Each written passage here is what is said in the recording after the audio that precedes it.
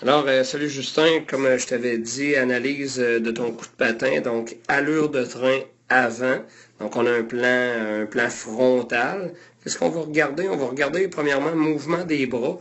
Mouvement des bras qui devrait être encore plus à l'opposé de la jambe.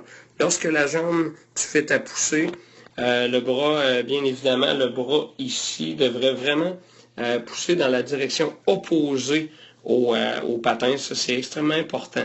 Euh, Ensuite de ça, on a au niveau, bon, mouvement des bras, c'est réglé, là, petite chose à faire attention pour ne pas balancer les bras côté-côté.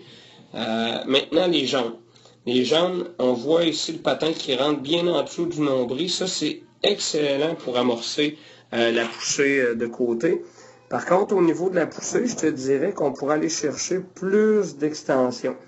On voudrait, quand le patin maintenant a touché à la glace, on voudrait aller chercher une belle extension sur le côté.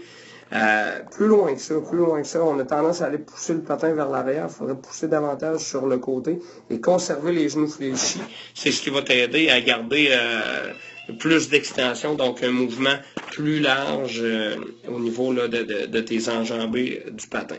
Au niveau des deux jambes, c'est sûr que la jambe du côté ici, ta jambe droite, rentre moins sous le nombril. Quand je regarde, là, elle rentre juste sous la hanche. Hein. On voit sous la hanche ici. Donc, faire attention à ça aussi, de bien rentrer en dessous.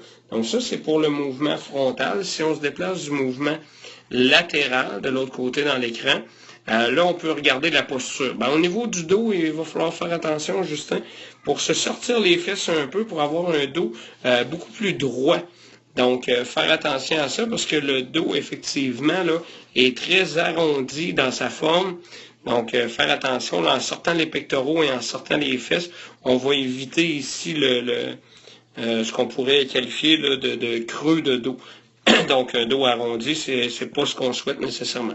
Au niveau de la poussée, là, on voit, comme tantôt on disait, ça rentre en dessous.